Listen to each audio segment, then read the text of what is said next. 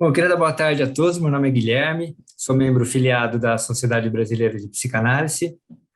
Estou aqui junto com a Elza, que é membro efetivo da Sociedade Brasileira de Psicanálise, recebendo, em nome do Instituto de Estudos Psicanalíticos de Bauru e da Livraria do Psicanalista. O Instituto a gente fundou em 2003 e a livraria em 2007. E a gente está aqui hoje, pela livraria e pelo Instituto, recebendo nossas amigas da sociedade, que lançaram recentemente, agora, pela Blucher, o livro chamado Maconha, os diversos aspectos da história ao uso. O livro foi organizado pela Luciana Sadi e pela Maria de Lourdes, mas conta também com outras autoras, e a Maria de Fátima e a Lourdinha estão aqui também para representar. Eu não falei alguém? Não. A Maria de Fátima, Marta, isso, a Marta. E a Marta está aqui também para representar. Tá joia? Então, o modelo vai ser o seguinte: cada uma delas vai falar por aproximadamente 15 minutos, a Elza vai apresentá-las antes da fala. Então, é mais ou menos uma hora de apresentação. A Luciana vai falar um pouco do livro e as demais de alguns assuntos do livro. E, em seguida, depois dessa uma hora aproximadamente, a gente abre para vocês fazendo questões, participarem do debate. Quando a gente fizer isso, a minha sugestão, se vocês quiserem mandar algumas perguntas pelo chat, podem ficar à vontade, eu vou estar acompanhando, tá? E se as palestrantes quiserem também pegar a pergunta direto, mas eu posso estar passando. Ou vocês levantem a mão. Aqui no Zoom dá para ver quem que levantou a mão primeiro, segundo, terceiro, então quem quiser depois falar, fica fácil, é só levantar a mão aí no Reactions ou Reações, dependendo da língua do seu Zoom, que aí a gente chama e você fala. Se você não quiser fazer nenhuma colocação falada, é só colocar no chat. Tá joia? Então, eu vou passar a palavra para a Elza para ela apresentar a Luciana.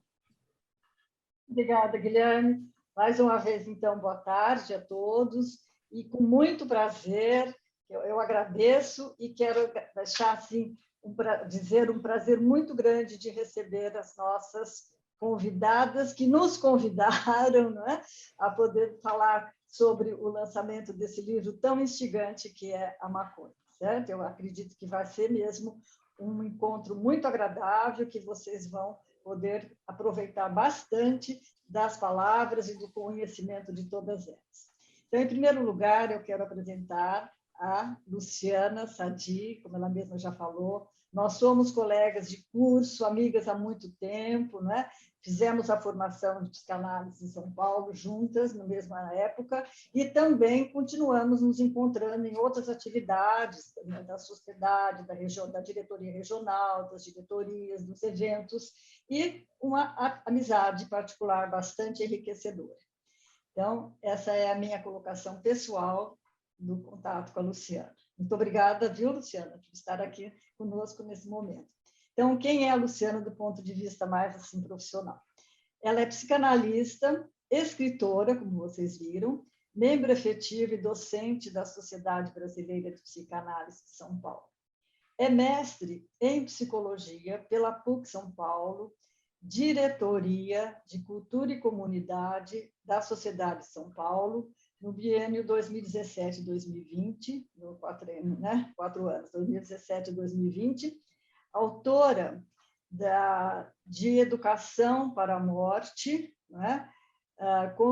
Consultora dos livros sobre alcoolismo, da série O que Fazer e Maconha, os diversos aspectos da história ao uso.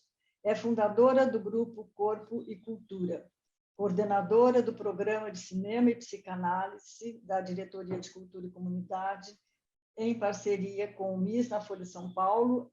Lá em São Paulo é um trabalho bastante intenso e profundo, interessante, artístico e psicanalítico, que a Luciana apresenta a cada 15 dias, na terça-feira à noite, com convidados da Sociedade de Psicanálise e do MIS e Folha de São Paulo, para debaterem alguns filmes que são previamente assistidos pelo público. Então, Luciana, com grande prazer te apresento e vamos à sua fala, tá bom? Seja bem-vinda novamente. Obrigada pela apresentação e pelo carinho, Elza, amiga de prazer estar aqui com vocês. Também é um prazer poder falar desse livro.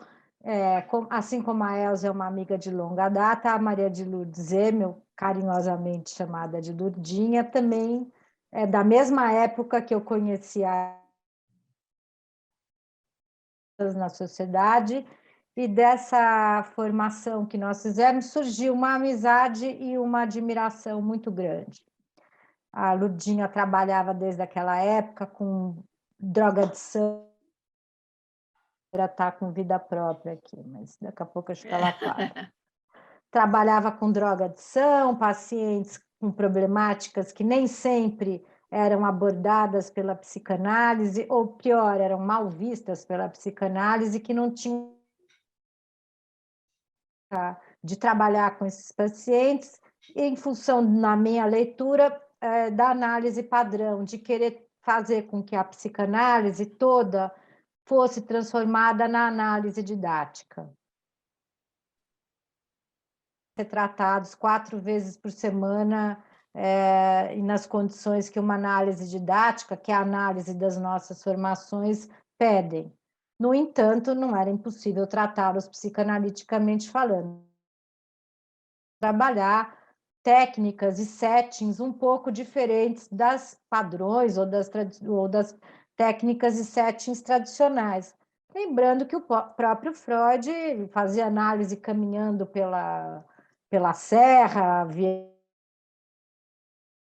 fazia um monte de coisas que depois, com o maior estudo da psicanálise, foi se restringindo, mas se restringiu de um tal jeito que um monte de pacientes acabam sendo colocados como fora da psicanálise, quando eles, na verdade, não têm que ter maior flexibilidade com o setting, com as técnicas, para que o método psicanalítico possa se cumprir. Então, eu sempre admirei o trabalho da Maria de Lourdes, da Lourdinha, eu acredito muito nisso que eu estou falando para vocês. Eu fui trabalhar com técnicas e settings diferentes da análise padrão ou dos tradicionais, e essa amizade que vem há 30 anos, né, Lourdinha, há 30 anos que nós somos amigas, eu sempre conversei muito com a Lourdinha sobre essa questão. Nós temos um livro sobre alcoolismo que nós escrevemos juntas. Luciana, deixa eu te interromper um segundo e perguntar para o pessoal, está travando um pouquinho para vocês também, de vez em quando? Tá? Tá, mas não está atrapalhando, está dando para entender.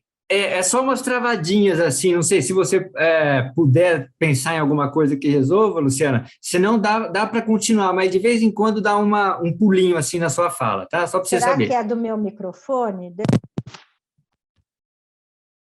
Vamos ver se agora... Tá, mas vai lá. Tá boa.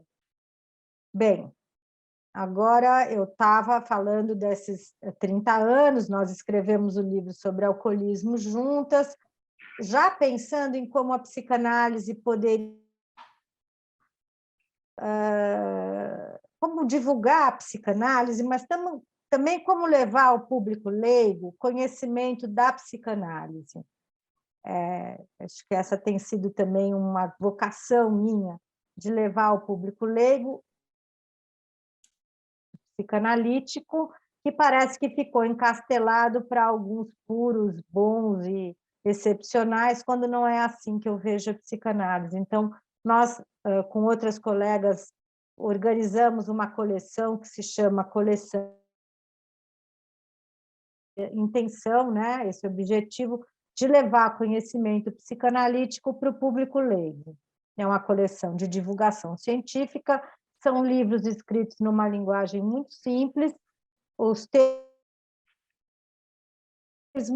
violência familiar, autoestima, orientação profissional, e está faltando e vergonha. São temas que um professor do ensino médio, ou um professor de crianças pequenas tem informações suficientes para educadores, para pais de família, para técnicos de saúde, agentes de saúde, e a ideia era fazer uma divulgação do conhecimento psicanalítico para a população em geral. escrevemos o livro Alcoolismo, e aí a gente teve a ideia de fazer um livro sobre a maconha.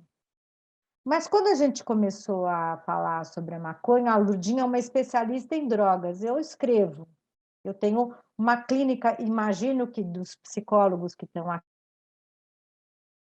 semelhante à clínica de vocês. A gente tem muita gente que fuma maconha, tem um uso, digamos, recreativo de maconha. Está dando instabilidade para vocês? Luciana, está dando sim. Será que você poderia tentar falar sem o fone? E agora, melhorou? Melhorou. Você consegue escutar? Acho que você tem que tirar para escutar, né? Se eu aumentar o volume, dá.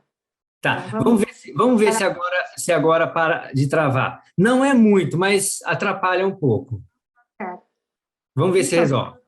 Estava falando, a minha clínica não deve ser muito diferente da clínica de vocês, onde a gente tem uma parte de pacientes jovens que usam maconha de uma forma recreativa, que a gente não percebe algo nocivo se instalando e que muitos de nós não entendem, porque ou não somos da geração, ou temos preconceito com a maconha. E uma parte da nossa clínica, pelo menos da minha, eu percebo que tem um uso já perturbado da maconha, que a maconha ela mesma embola os problemas, ela está ligada a problemas mais sérios. E à medida que os pacientes vão melhorando, o uso da maconha vai diminuindo, vai se modificando também. Então, conversando sobre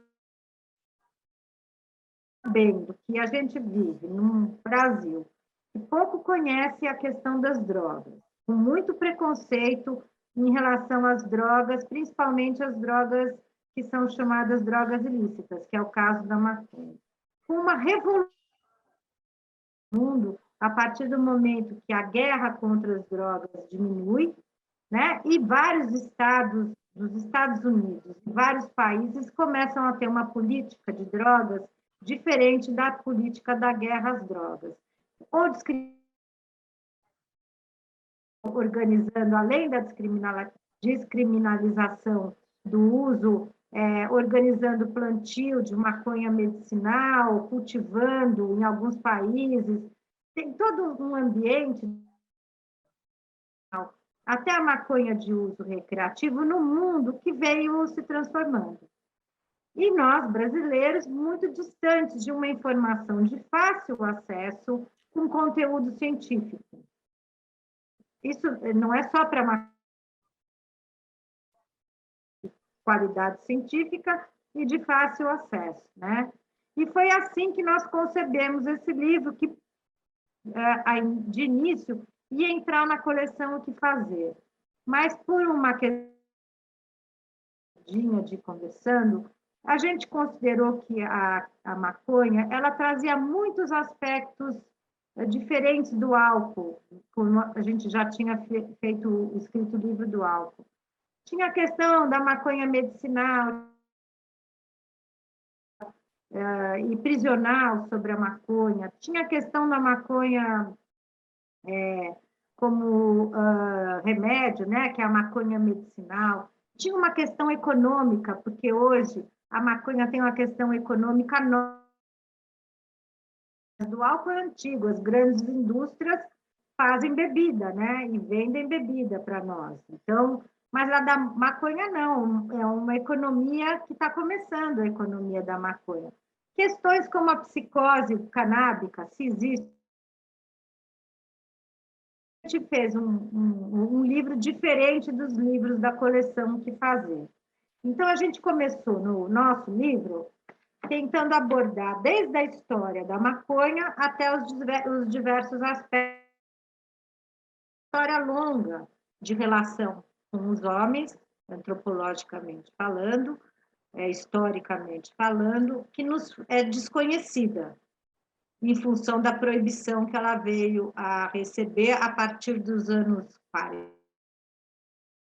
Sei exatamente, não me lembro quando é que ela passa a ser proibida e qual é a população que vai ser mais atingida por essa proibição. A maconha tem um uso religioso, que a gente não conhecia também, ou que não se fala muito. é usado ancestralmente na África e em outros países para ter uma ligação espiritual que a maconha propicia. Bem, pensando em toda essa complexidade da maconha, a gente dividiu sobre esses diversos aspectos. Os primeiros capítulos do nosso livro, eles vão abordar a família e o uso da maconha. Está ruim ainda a minha internet? Puxa. Melhorou agora? Ela tem umas falhazinhas ainda, Luciana, mas assim, ela é bem pontual, dá para te acompanhar, não é algo que vai assim comprometer sua fala. Então, mas depois eu sugiro que você dê uma olhada para uma próxima situação. Tem gente que usa o 4G do celular e melhora bem. Eu tenho pacientes que põem 4G do celular quando está. É uma opção também, se você quiser tentar trocar a internet. Eu não vou fazer isso, porque não vou conseguir. Tá. A Mirna está muito mais moderna do que eu, certo? Lourdinha, não está dando para te ouvir. Com o microfone fechado. Eu falei que é muita tecnologia para pedir isso para ela. Vai, Lu, a gente está te entendendo. A gente está conseguindo te entender. Eu sei que a pessoa fala, eu vou mudar para o 4G do celular que melhora. Eu não volto nunca mais. A sua fala está apropriada à fala de alguém meio maconhado, mas está tudo em ordem. Pode... A gente usou um pouquinho só antes. Só um pouquinho, só um pouquinho. Olha o preconceito, olha o preconceito. Como a gente está sóbrio, a gente consegue te entender, Lourdinha. Luciana, vai lá.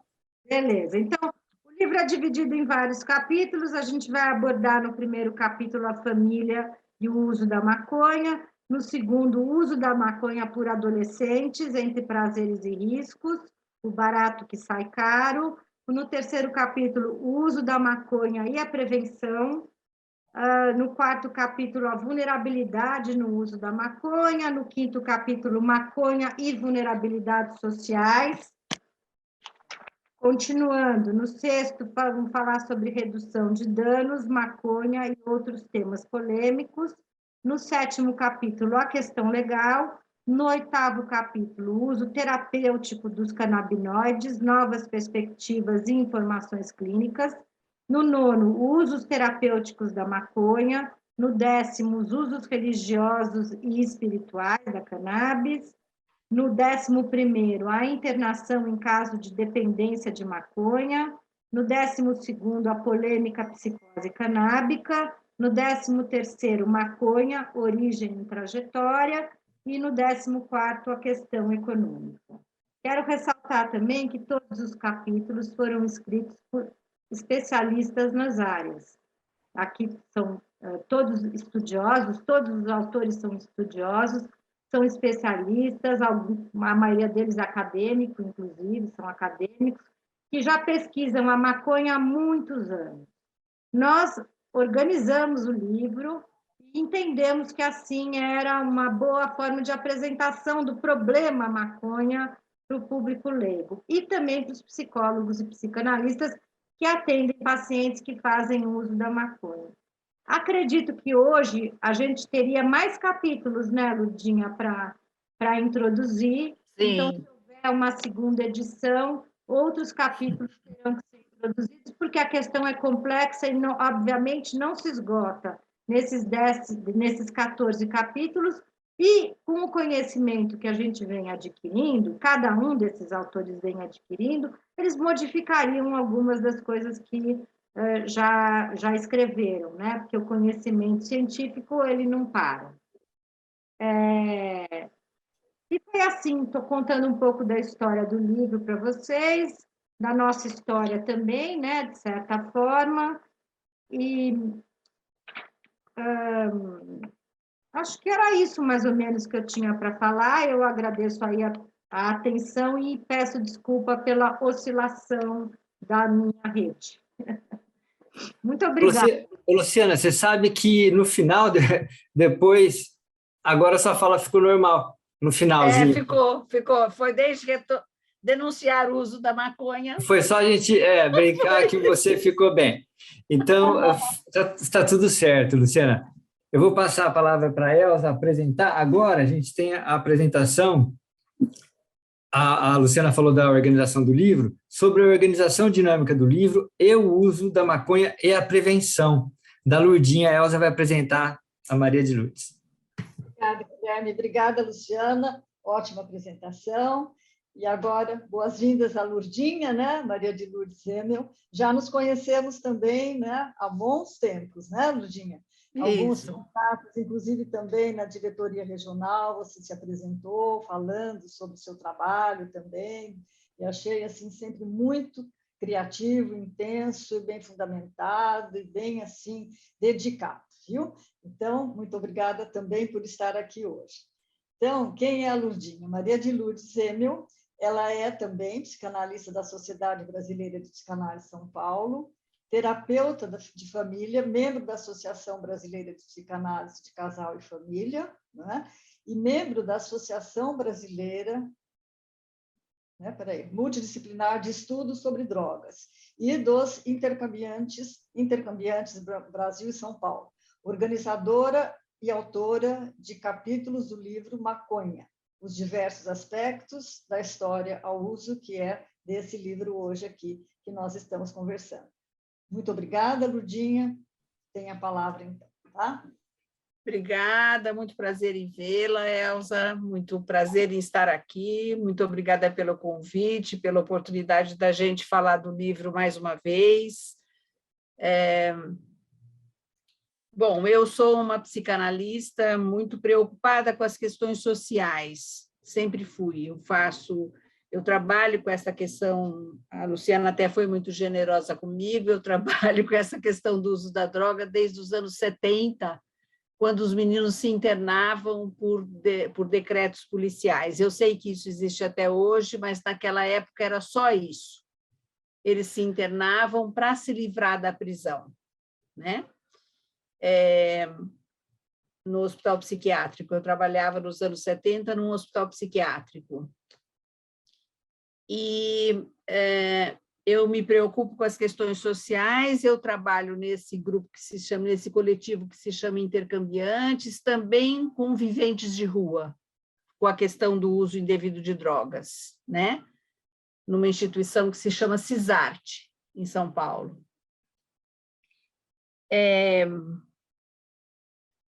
Apesar de nós estarmos em 2021, quase 2022, eu estava antes do nosso evento, como todos vocês, ouvindo um outro evento que é sobre redução de danos, e ouvindo lá um grande amigo meu, que é o Fábio Mesquita, que foi um dos primeiros técnicos, ele é um médico de Santos, um dos primeiros redutores de danos. Redução de danos é uma técnica também, para se trabalhar com a questão do uso indevido de drogas. Ele trabalhava com redução de danos para AIDS, né?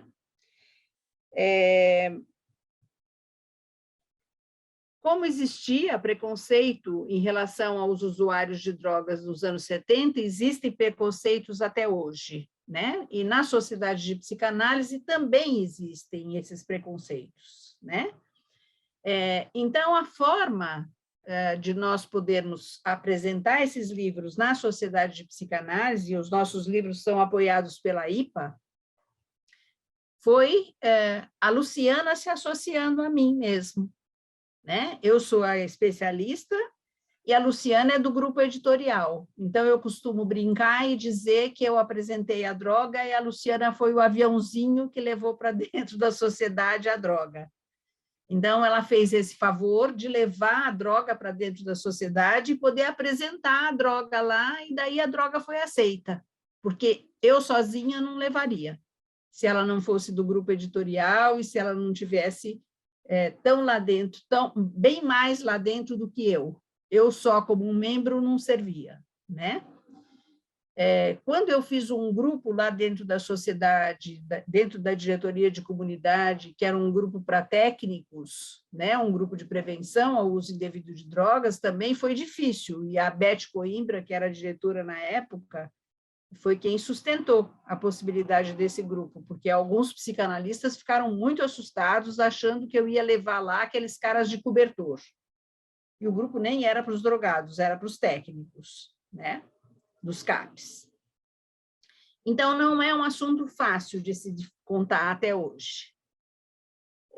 Esse livro foi um livro muito interessante. Eu sou uma organizadora e uma coautora. Eu acho que é muito... talvez seja esquisito, eu estou vendendo o livro, mas eu vou dizer para vocês que vale a pena ter, e se vocês quiserem, vocês podem comprar na Blucher, né? Acho que o Guilherme conseguiu até a possibilidade de algum desconto de venda para quem comprar hoje. O que a gente tentou fazer com esse número de 13 autores, cada um falando de um aspecto, foi... A gente não pôde fazer uma roda de fumo, então a gente fez uma roda de saberes. Todos eles são especialistas, todos eles são cientistas estudiosos da questão. Cada um num aspecto, né? Então, foi uma preciosidade reunir essas pessoas. Todos eles são grandes figuras brasileiras, todos brasileiros, com trabalhos internacionais, mas todos brasileiros, todos os nossos cientistas, né? Com muitos trabalhos em outras áreas, com outras drogas. Hoje nós temos aqui, cada vez que a gente vai fazer um lançamento, a gente convida pelo menos 2 autores. Hoje nós temos a Marta e a Fátima, a Marta que escreveu sobre a psicose e a Fátima sobre a adolescência, né? Que vocês vão poder conversar com elas também. Eu escrevi sobre a prevenção dentro do livro. Mas a ideia foi fazer uma roda de saberes, quer dizer, com muitos dos cientistas, cada um deles sobre um saber, né? Muitos deles não se conhecem entre si, né? Eu fui fazendo a ponte e a Luciana teve um papel importantíssimo para todos nós, que foi o seguinte: ela é a pessoa que sabe escrever, ela é a escritora. E ela transformou a nossa escrita numa escrita possível para a população leiga. Então, ela foi corrigindo a nossa... Existem muitos trabalhos publicados científicos, mas não é possível a população leiga ler a nossa linguagem toda embolada, ou de psicanalês, ou de cientista da academia. E ela foi transformando a nossa linguagem, enquanto a nossa linguagem estava embolada, numa linguagem possível para a população leiga. Essa é uma outra grande preciosidade desse livro. A ideia é essa mesmo. Quando nós começamos a escrever sobre drogas, a primeira ideia era escrever uma coisa para banca de revista. Daí nós achamos que era pouco e começamos a escrever dentro dessa coleção O que Fazer, né?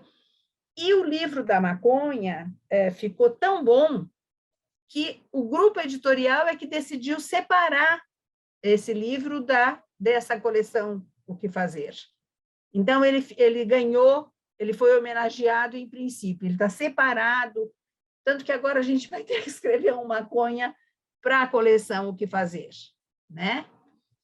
E como a Luciana disse, sim, existem aspectos e outras coisas que no lançamento desse livro, no Congresso da ABRANDE, dessa Associação Brasileira Multidisciplinar sobre Drogas, estava comigo 2 autoras, que são 2 jovens da Unicamp, que escreveram sobre a questão econômica e sobre a história, e elas próprias disseram que falta um capítulo sobre a agricultura, que nós não escrevemos nada sobre a agricultura.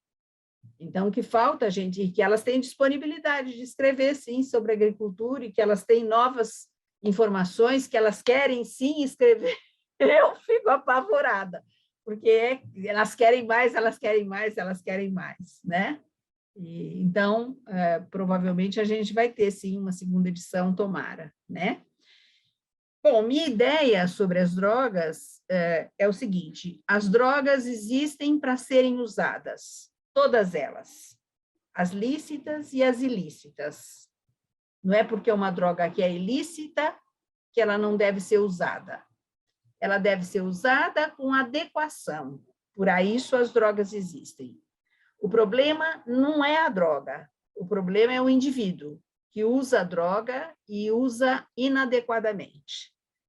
Então, o nosso foco e o nosso tratamento, e aí a psicanálise ajuda, e essa foi a grande ajuda da psicanálise, o olhar da psicanálise ajudou a desenvolver isso, foi que a gente tem que olhar para o sujeito e não para a droga, e não para esse objeto chamado droga, né? Esse sujeito, mas que é preciso, agora, é preciso o psicanalista conhecer a droga? Do meu ponto de vista, sim, é preciso conhecer. Não pode tratar esse objeto de qualquer forma, né? É preciso saber que é diferente usar cocaína de usar maconha ou de usar metanfetamina, né? É diferente você cheirar cocaína do que você se injetar. É diferente, entende? Do ponto de vista psíquico, o que eu consigo esperar para ter o efeito quando eu cheiro do que quando eu injeto, né? Então, eu preciso conhecer um pouco, não posso ir fazendo e nem posso ter isso como uma receita de bolo, né? Como às vezes algumas pessoas me ligam e querem uma receita de bolo, como se fosse possível. Não, por favor, vai estudar um pouquinho, né?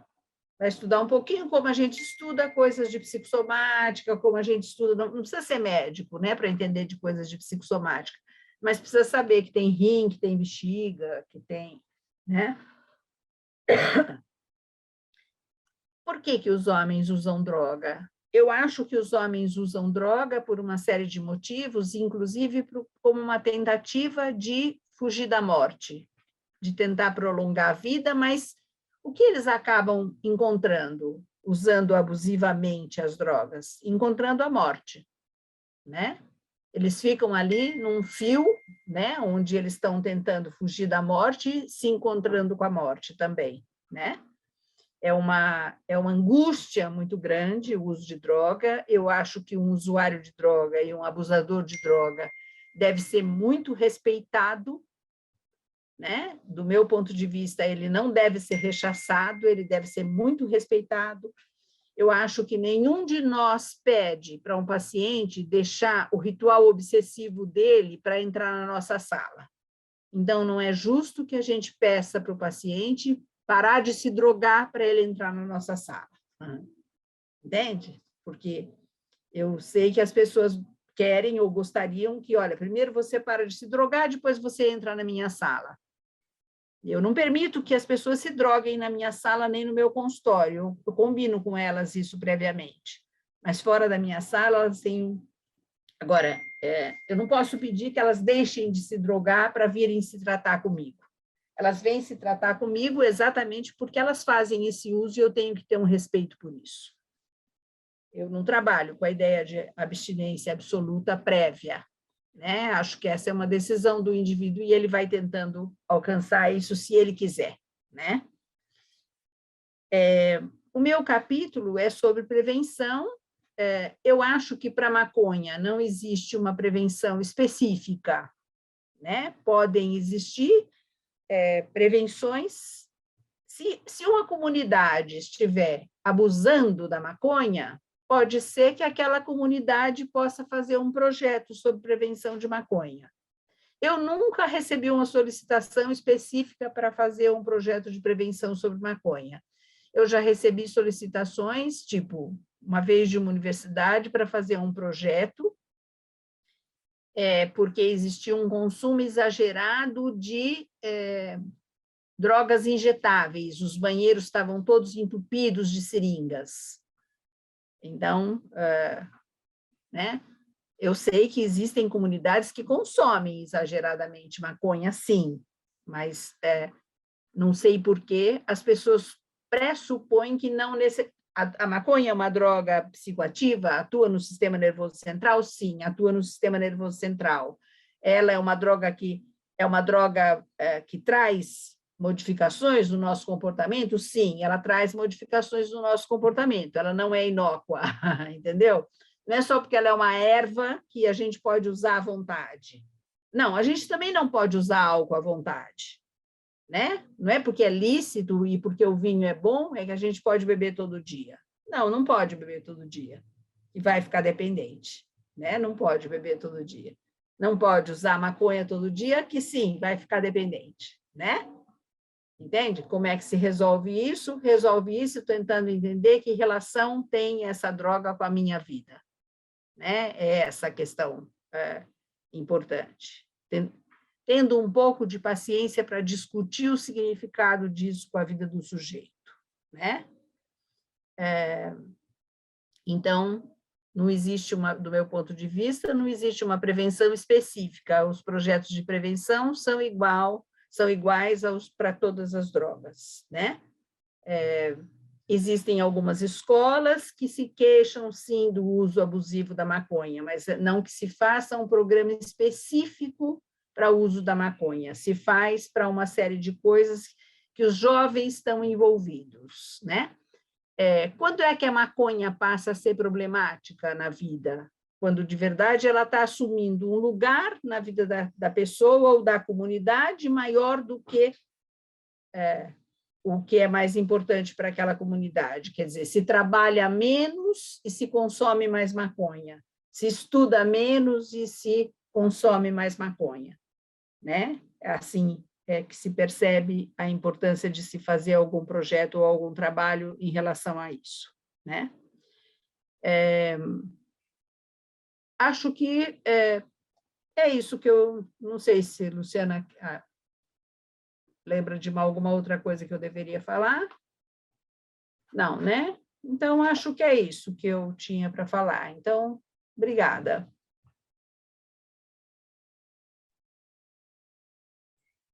Obrigado, Lourdinha. Eu vou passar a palavra para a Elza, apresentar a Maria de Fátima, que vai falar sobre o uso da maconha por adolescentes, entre prazeres e riscos, o barato que sai caro. Vai apresentar o capítulo dela, né? Vai lá, Elza. Isso. Ok, obrigada, Guilherme. Obrigada, Lourdinha. E muito boa explanação, tanto a sua como a Luciana, que vocês conseguiram e se esforçaram e tiveram êxito em nos presentear com um livro que a gente poderia chamar de amplo espectro, não só nas questões dos temas, mas também da seleção de convites dos participantes, dos autores, que vocês trazem autores de diversas áreas do conhecimento, da parte científica, social, não é? Ambiental, familiar, enfim, e também de diferentes regiões do Brasil, não é? E que nós temos agora, então, o prazer de trazer a Maria de Fátima, não é? Maria de Fátima Subrac, é isso? Como é que eu pronuncio direitinho? Olivier Subrac. Isso. Você é de Brasília, não é? Isso. Então, é isso que eu estou falando, né? Dessa pluralidade de profissionais que vão trazendo o seu olhar. Então, quem é a Maria de Fátima? É uma psicóloga, não é? Doutora em psicologia e pós-doutora em psicossociologia, professora titular do Departamento de Psicologia Clínica da Universidade de Brasília. Ela possui uma vasta experiência sobre drogas na adolescência. Opa. Nem está com o microfone ligado. E é pesquisadora e terapeuta familiar, coordenadora de projetos de políticas públicas de prevenção ao uso de drogas em escolas públicas, fundadora do Programa de Estudos e Atenção às Dependências Químicas da Universidade de Brasília. E é também consultora do Fiocruz, da Fiocruz Brasília, na temática de álcool e drogas, em prevenção nas escolas. Muito obrigada, Maria de Fátima, pela sua presença e será um prazer te ouvir agora, com a palavra. Boa tarde a todos, todas, todos. Eu tenho quanto tempo, por favor? Só para eu me organizar, já são 10. Uns 15 minutinhos, acho que tudo bem. Tá. Isso. Me dá um toque quando faltar uns 5, por favor, Guilherme. Que Aviso sim. ter uma recaída de professora aposentada aí, né? E começar a dar uma aula que não acaba mais. Então, assim, eu queria agradecer muito a Lourdinha, né, e a Luciana, os organizadores. Além dos objetivos que a Lourdinha já trouxe, né, dela tá olhando sempre esse social, eu acho que esse livro ele tem um objetivo que eu prezo muito, que é democratizar o conhecimento, tá? De nada valeria essas teses todas que a gente orienta, esses livros todos, que nós já temos, a produção brasileira sobre drogas já é uma realidade. Me entristece muito quando a gente vê, muitas vezes, uma liderança política, em geral, trazendo coisas do exterior, porque não temos no Brasil, não é verdade. Nós somos de uma grande produção científica, é impressionante como nesse último congresso, inclusive da Abrand, a quantidade de grupos de pesquisadores interessados pelo tema, além de profissionais, né, nos serviços públicos, pessoas formadas, e no momento atual, onde a gente está um pouco assustado com uma política aí que parece que acabou com tudo, né? A gente sabe que não, porque o conhecimento está nas pessoas e a gente divulgou muito, né? A democratização do conhecimento, ela é importantíssima. E um livro como esse, ele faz falta, e outros tantos talvez, né? Sobre outros produtos e para orientar as famílias. Eu sou terapeuta de família, então eu vejo assim como é difícil, né? Para os pais se atualizarem também, né? Mas a minha fala vai ser de uma especificidade que é a adolescência. Eu até brinquei com a Lourdinha e disse, eu não sei nada de maconha, eu sei de adolescência. Porque não é por aí, né? Você mesma colocou, a questão não é o produto, né? Mas é a relação desse produto, né, com um sujeito num determinado contexto. E o sujeito adolescente, né? Tem uma colega que foi contemporânea minha, doutorado na França, Sônia Alberti, lá do Rio de Janeiro, uma psicanalista importante, ela tem um livro, Esse Sujeito Adolescente. Quem é esse adolescente como sujeito, né? E como é que ele se porta, o que ele traz de demandas quando ele busca, então, né, alguma droga. E a maconha é a droga mais consumida pelos adolescentes, a droga ilícita, né?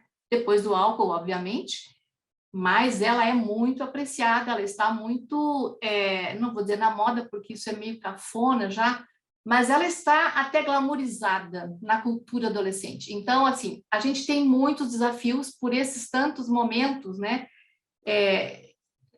Em que esse sujeito adolescente vai se colocando nessa relação com a maconha, mas não é um sujeito adolescente, né?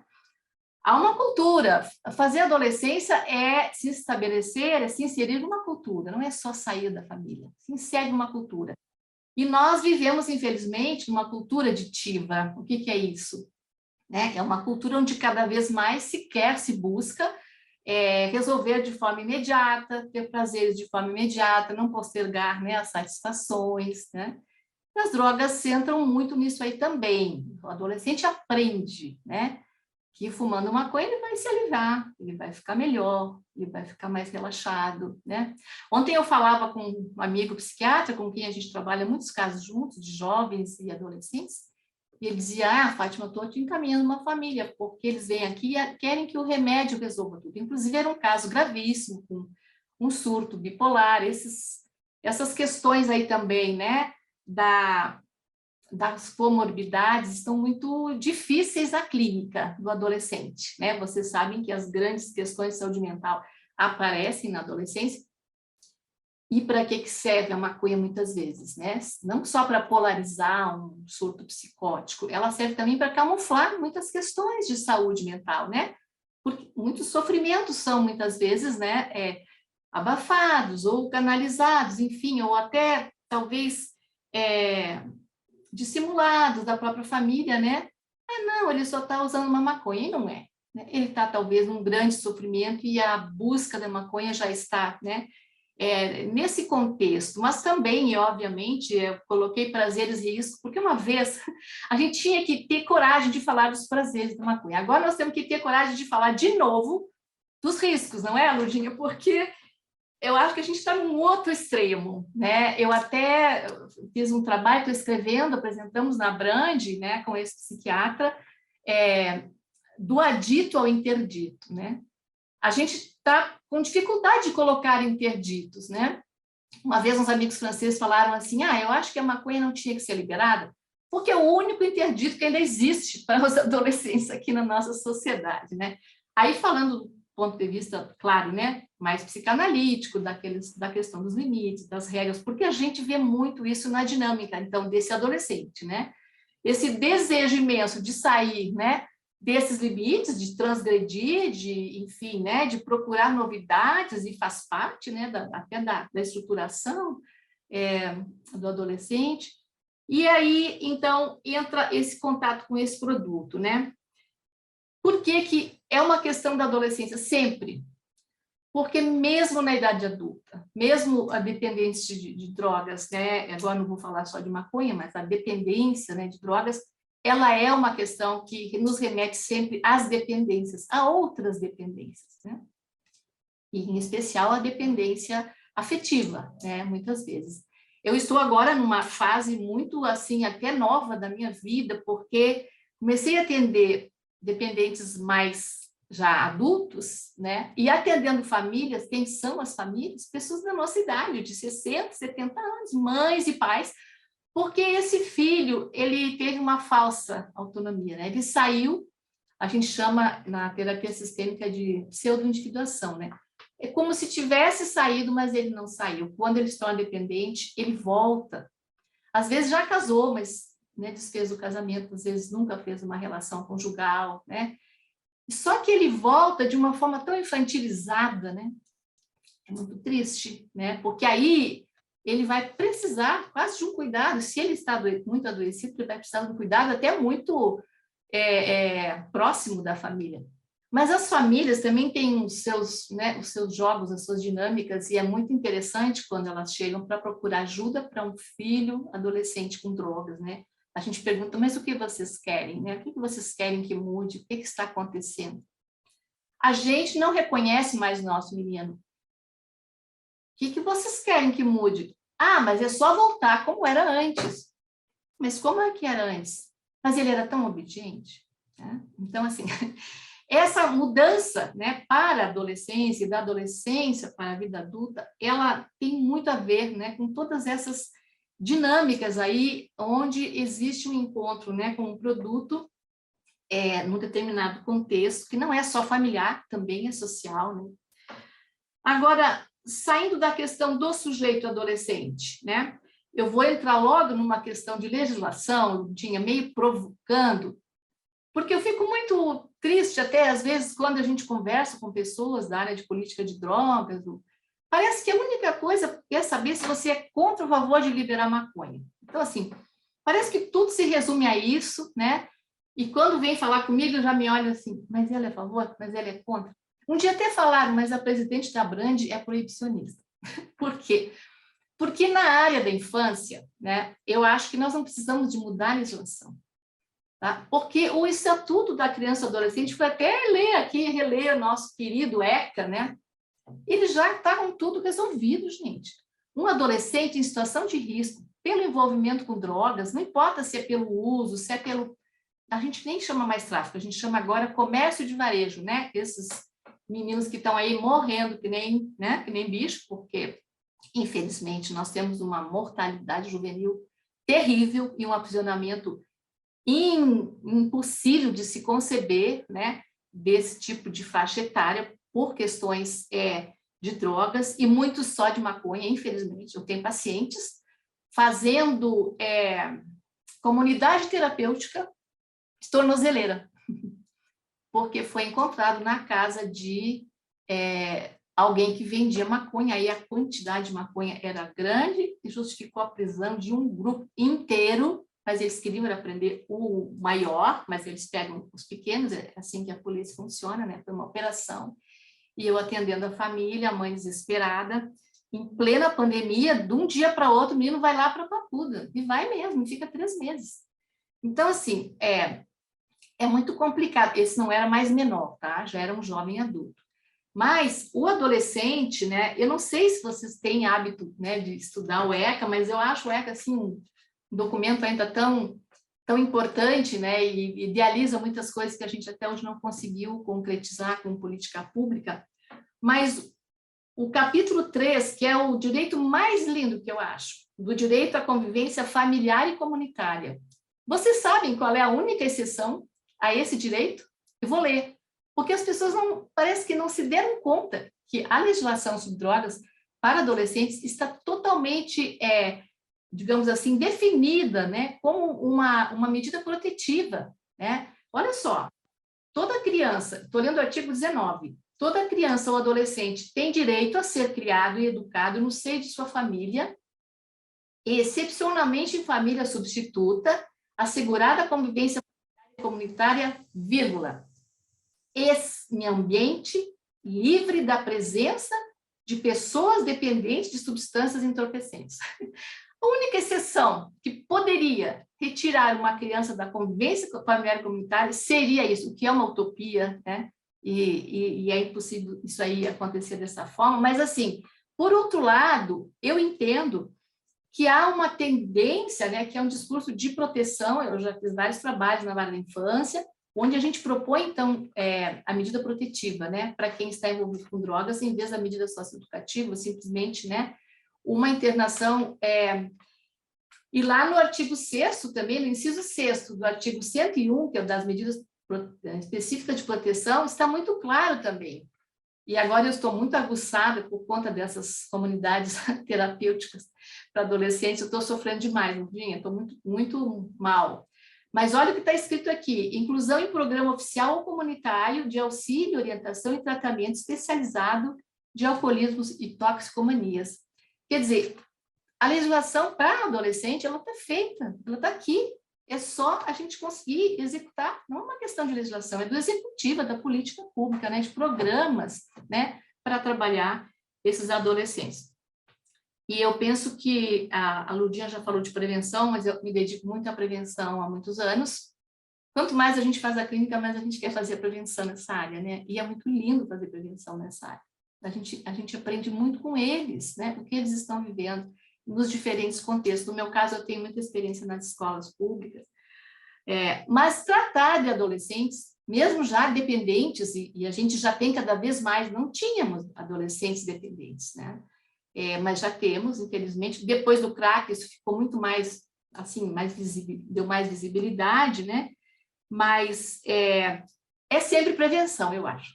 Tratar adolescente é sempre prevenção, porque uma intervenção bem feita, uma clínica bem feita na adolescência, ela pode ser muito estruturante, né? Deve ser muito estruturante. Bom, então, que desafios nós temos, né? Eu não vou dizer que a legislação não é um desafio, obviamente que é, e nós temos que batalhar muito, né, pela descriminalização dos usuários. Meu Deus, quando é que isso vai acontecer, né? Como é que a gente pode se organizar para que não fiquemos mais com essa leitura, né, de criminalização dos usuários de drogas, todos, né, não só da maconha, mas enfim. Agora, o que vai acontecer, por exemplo, em relação à noção de risco, né, do uso da maconha no contexto da descriminalização? Isso me preocupa, né? Porque quando a gente só consegue colocar como limite a lei, não é uma questão da lei, não é a lei que vai resolver, né? Não se deve judicializar e nem criminalizar e nem judicializar a questão, né? Mas há que ter uma educação, né, sobre drogas, há que se ter um controle sanitário, há que se ter um controle educativo, né? Então, quando a gente só tem esse, né, será que a percepção de risco do adolescente, né, ela vai mudar na medida em que se fala em descriminalizar, né? No sentido da gente deixar também sem referência, né, aos prejuízos e às dificuldades do uso indevido. A gente se atrapalha demais com esses conceitos todos, né? Eu me lembro do professor Richard, eu acho que eu não tinha conhecido, foi o nosso primeiro livro sobre drogas e drogadição no Brasil, e ele fez um curso à distância, já se chamava Prevenção do Uso Indevido de Drogas. Para um adolescente, assim como a gente não pode falar, né, que deve ser feita uma criminalização, a gente também tem que entender que não é necessário, para que haja risco, que ele faça um consumo abusivo, né? Então, aí entra a visão sistêmica, que eu acho que é onde eu posso contribuir, talvez, aqui, né? E foi o objetivo desse capítulo, acho que é por isso também que a Lurdinha me chamou, né? Por quê? Porque a gente tem que considerar o contexto desse uso. Vamos imaginar assim, eu tenho filho de amigas minhas, essa situação. Vai na melhor formatura de Brasília, aqui, colégio militar, não sei, os melhores colégios. 4 meninos num carro, um tinha acabado de tirar a carteira, né? Resolvem fumar um baseado pela primeira vez, estraçalhados no meio da esplanada, bateu o carro num poste, assim, sabe, sem nenhum motivo, a não ser uma alteração, né? Pelo efeito da maconha, quer dizer, fumou e saiu. Não pode, né? Um uso, assim, até bobo, né? E experimental. Então, assim, eu acho que a gente precisa, nessa prevenção, sabe, Lourdinha, falar disso que a gente está, né, agora construindo muito educação sobre drogas, né? De poder falar do assunto, de poder falar dos efeitos, e também de desmistificar que os riscos são só com um consumo muito grande. Uma época se questionava a dependência de cannabis não se aceitava. Eu fui no meu pós-doc visitar um serviço no Hospital Universitário da Universidade de Paris, só de dependência de cannabis, de psicanalistas, Alberto Eiger e outros professores que trabalhavam lá, Felipe Piton. Mas era um tabu falar em dependência de maconha, porque a dependência psíquica, não há dependência física, né? Mas há uma dependência psíquica que hoje ninguém questiona.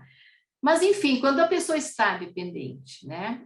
Eu tenho vários pacientes, jovens, adultos, universitários, inteligentíssimos, meninos top. No IB só tem gente muito inteligente, porque aqui o vestibular é muito difícil, a entrada é uma coisa impressionante. O que acontece? Eles estão usando, aí tem a questão do uso precoce, né? Porque um dos riscos é exatamente começar um consumo na adolescência. Das poucas coisas que a gente sabe hoje, por que de tantas pessoas que consomem drogas, algumas se tornam dependentes, graças a Deus, só algumas, né? Tem um percentual pequeno, porque tem o uso de drogas que não gera necessariamente dependência e nem problemas, as listas e as listas. Mas a única coisa que se tem, assim, comprovado com estudos longitudinais é isso. Começou mais cedo, né? Então, assim, quem começa muito cedo um uso contínuo, né, tem muito mais probabilidade de se tornar dependente. Então, esses jovens, vamos dizer, de 20 anos agora, que começaram com 14, estão com 6 anos. Não é pouca coisa, gente, assim, de um uso contínuo, de um uso sistemático. 14 anos, eles nunca transaram sem estar assim, né, usando maconha. Eles não sabem como eles suportam a sua tristeza, porque eles não suportam, eles vão, né, com a maconha para se sentir mais liberados, mais livres, né. Até que eu estou agora com esse psiquiatra, com uma hipótese, eu não sei se ela já é muito estudada, mas que eu estou percebendo? Vários jovens desses expoentes, um faz direito e queria ser juiz, o outro fez administração, queria ser empreendedor, os dois, todos deixaram a faculdade, não conseguem terminar um TCC. Então, eu acho que a gente tem que pensar um pouco também a longo prazo, né? O início na adolescência, que pode ser até não tão prejudicial, né, em determinados contextos, mas com o tempo, no jovem adulto, as questões cognitivas, eu até coloquei ali no grupo, no livro, né? As questões da memória, né? É impressionante esses rapazes, não conseguem mais fazer uma tarefa complexa, não conseguem. Ele disse, doutor, eu leio, eu não me lembro o que eu li. Cara, a tua memória, né? Tem alguma coisa que está acontecendo e não era assim, né? Eu era inteligente, não vou sem ideia. Mas quem sabe você precisa diminuir. Aí querem diminuir, né? Mas aí também sente falta, né? Tem toda uma adaptação. A dependência, ao contrário talvez do conceito psicanalítico, né? Que é um mecanismo regressivo infantil, né? Na visão sistêmica, a dependência é um mecanismo de adaptação, né? A gente se liga e às vezes depende mais do que devia, né? De algumas coisas ou de pessoas ou de um produto, como um mecanismo adaptativo, né? Então, são pessoas que não sabem resistir a uma frustração, né? Não sabem construir uma solução fora de um momento eu não gosto de falar de fuga, mas de alívio, né? Do sofrimento, né? Então, tudo isso, né, para a gente falar desse produto que parece tão inofensivo. Mas Fátima, desculpa, eu esqueci de te avisar os 5 minutos antes, tá? Mas já passou? tá dando tempo. Aí, se você puder resumir. O produto, gente, eu estou assim com muitos desafios. Eu queria até compartilhar melhor. Eu não sou muito ligada em estudar o produto da maconha, mas aqui em Brasília, ontem eu perguntei para esse paciente que está lá cumprindo com tornozeleira, da onde ele adquire, porque tem uma dependência de contexto que eu trabalho muito, e está aqui no livro, depois vocês podem esclarecer, que é a dependência do provedor e do fornecedor e dos pares de consumo. Eles se vinculam muito, né? A gente vai falar mais na cena da droga, né? Isso é um pouco antigo. Mas, para o adolescente e jovem adulto, a vinculação que eles fazem com esse mundo da droga, ela é muito forte efetivamente. E, claro, aí, obviamente, às vezes até substitui uma vinculação familiar, que não está muito boa, ou da qual quer se libertar, né? E eles fazem qualquer coisa para se ajudar. Esse menino está fazendo, né? Fez prisão vários meses, para não contar, né? Dos amigos. Tem outro que distribui e diz, eu não posso deixar de ir hoje, porque eu sei que ele vai sofrer se não entregar. Então, assim, como é que a gente consegue entender? E aí, de onde vem? Eu fiquei pasma, eu juro que eu não estava sabendo. Aqui em Brasília, vem do Afeganistão, vem do mundo inteiro. Droga, para um menino de classe média baixa, que tá, eu estou trabalhando de voluntária com esse menino lá no hospital universitário, que a Ludinha conhece aqui, porque eles não têm como pagar. E ele usa maconha do Afeganistão. Então, assim, e aí, Ludinha, eu queria te provocar um pouquinho, porque é um grande comércio, né? Eu acho que a gente não tem que esquecer dessa parte. E o adolescente é um consumidor, né? Por excelência, é um consumista por excelência, né? E hoje o contexto é quase de assédio, não é que a pessoa vai ser obrigada a usar drogas, né? Mas ela realmente não precisa mais procurar tanto, né? E tem uma glamorização, e aí tem a maconha que não faz mal, porque ela é orgânica, porque ela é não sei o quê. Tem tanta coisa, gente, o mercado está tão rico, e tem gente prontinha para quando for liberada, lançar e ficar muito rico. A indústria, como o tabaco e todos os outros, o álcool também, né? É um comércio muito perverso, eu penso. E a forma como eles protagonizam esses vendedores, porque são os jovens que vendem para eles mesmos, é uma coisa terrível isso, né? Eu acho que é muito injusta, né? Inconsequente, e também fica tudo muito confuso, né? Para os próprios jovens, eles terem essas oportunidades aí de circular, né? No comércio varejista que a gente chama das drogas. E eu não estou falando só de menino de periferia, eu já trabalhei muitos anos no trabalho, estou falando de classe média, média alta. Só para finalizar, para vocês terem ideia do tipo de demanda que está chegando para a gente em consultório, uma das melhores escolas aqui de Brasília, imagine, não vou dizer nome, não precisa, a diretora chama os pais e diz, olha, a polícia veio aqui me dizer que o nome dos seus filhos está na lista, no celular dos traficantes. Aí a escola joga isso para as famílias, só joga isso, não faz mais nada. Quem pode vai procurar um consultório, vai pedir uma ajuda, né? E digo, vou fechar meu consultório, vou lá para a escola, pelo amor de Deus, né? Porque está difícil de lidar com o assunto, né? Está todo mundo jogando, agora a polícia mesmo já joga para a escola. Não, peraí, é menino de família e tal, não ficou preso. E a escola também não é capaz de reunir esses pais, de conversar um pouco, né? De ver o que está acontecendo com esses alunos, com esses educantes, com esses jovens, né? Eu já tive, inclusive, de uma escola também privada, um pedido que eu não falasse sobre o assunto com a família, porque a família disse, isso é assunto privado, isso é nosso. A escola não tem nada que se meter. Os jovens das escolas privadas estão menos protegidos, no sentido, assim, da informação, né? Até do espaço de acolhimento, quando eles começam a usar drogas. Muitos são excluídos, saem da escola, os pais ficam com muita vergonha. Ainda tem muito essa estigmatização, infelizmente. Bom, parece que eu estou tendo que concluir, e o que eu queria dizer era isso, que também com a questão da maconha medicinal, gente, está muito confusa a informação. A gente sempre se preocupa em colocar, o objetivo do livro é esse, né? Colocar boa informação, acessível a todos, a gente é atualizado, a gente é sério, a gente é cuidadoso, a gente é da clínica. Fazer prevenção com quem é da clínica é totalmente diferente, né? Totalmente. Mas está um pouco confuso, né? A mãe desse menino que foi preso, ela me mandou uma fotinho da filha dela com um vasinho, uma plantinha de maconha, escrito assim, maconha é vida, né? Então, assim, isso está circulando entre os jovens, como é que a gente vai conseguir ajudá-los a dizer que, né, que também há riscos, né? Além de todos esses prazeres, né? E bem-estar, né? Hoje a gente está falando muito do bem-estar gerado pela maconha, tem até uma pesquisa, né, importante aqui, e eles realmente, substituem a maconha pela medicação, eles vão administrando isso, né, no lugar dos ansiolíticos. Os psiquiatras estão também meio de cabelo em pé, mas tem que se atualizar e ser capaz de conversar, né, porque, como eu digo sempre nas minhas palestras, quem inventou as drogas, né, não foram os traficantes, foram os médicos. Para quê?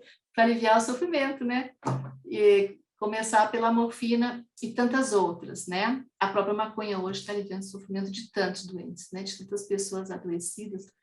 Mas isso é uma coisa. Outra é você glamorizar, né? E o adolescente achar que ele não tem riscos com o consumo, e a gente precisa saber, né, como levar essa informação, esse diálogo, essa conversa, né? Essa compreensão também do que se passa, né, com eles. Não está fácil, gente. Com essa pandemia, inclusive, as crises de ansiedade aumentaram muito, né? E o consumo de maconha também. Como remédio. Obrigado. Fátima, obrigadão pela sua fala. Eu vou passar a palavra para a Elza apresentar a Marta, para falar sobre a polêmica psicose canábica. Obrigadão, Marta. Obrigada, Maria de Fátima. Muito esclarecedora a sua fala. Muito obrigada. Vamos passar, então, a Marta, não é? Jazierski, não é? Jazierski. Isso, Marta? Jazierski. A Marta é médica psiquiatra, especialista em transtornos pelo uso de substâncias psicoativas e é doutora pela Unifesp. Então, vamos te ouvir, vamos ver a voz, então, que vem agora da medicina. Obrigada. Eu quero agradecer a oportunidade de pertencer a esse grupo de autores desse livro, o que é uma honra para mim, porque é um grupo de pessoas que eu admiro, todas, né? Então, fazer parte desse grupo, para mim, é uma satisfação pessoal e profissional muito grande. Essas falas todas de vocês são muito mobilizadoras, eu já queria dar palpite em tudo, eu já queria responder tudo aqui na minha vez, e aí eu resolvi que é muito assunto, e esse assunto não tem fim, então vamos focar no que eu tenho que falar, né? Uma das questões que me estimulou bastante em relação ao convite da Lourdinha e da Luciana para escrever esse texto foi essa conotação de levar informação à população. Eu acho que muito da nossa dificuldade de lidar com os eleitores que estão votando em pessoas que não trabalham pela reforma psiquiátrica foi nossa falha de não levar mais informações à população. Então, assim, a gente ainda ouve, não, você é louco, o que está fazendo aqui, tia, que está internado, quer dizer, a gente ouvir esse tipo de coisa 40 anos depois é extremamente chocante. Então, assim, nós precisamos muito nos empenhar em levar conhecimento à população. Ainda mais na área de drogas, que todo mundo acha que sabe tudo a respeito e pode sair falando e dizendo que bem entende. Outra questão que também me mobilizou foi estudar o assunto que me foi dado. Por quê? Porque nós estamos com uma onda na psiquiatria agora, ao contrário do que era quando eu me formei, que era a psiquiatria comunitária, coletiva, etc. Hoje em dia nós estamos com uma reação de todo mundo usando terno e gravata, todo mundo empolando a voz, né? Então, nós temos muitos psiquiatras hoje em dia, como arautos do apocalipse, falando que o liberar maconha é o fim do mundo, porque vai dar esquizofrenia em todo mundo, porque aumenta em até 5 vezes o risco. E aí eu me dispus a ir estudar a fundo essa questão e ver como é que era. E aí, levantando os dados, né, o que é que eu descobri? Dos estudos que se fizeram no mundo todo, para se ficar psicótico com a maconha, precisa de algumas condições. Primeiro, ter antecedentes familiares de psicose na família.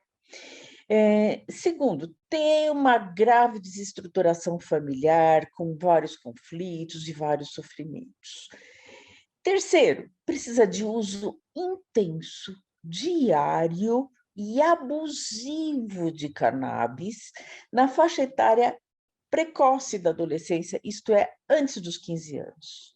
Então, juntadas todas essas condições, nós temos 3 vezes mais risco da maconha causar esquizofrenia, por exemplo. Então, a gente tem que compreender que sempre tudo é multicausal, né? E que, para que alguém se torne esquizofrênico no caso da maconha, precisa de uma conspiração de fatores.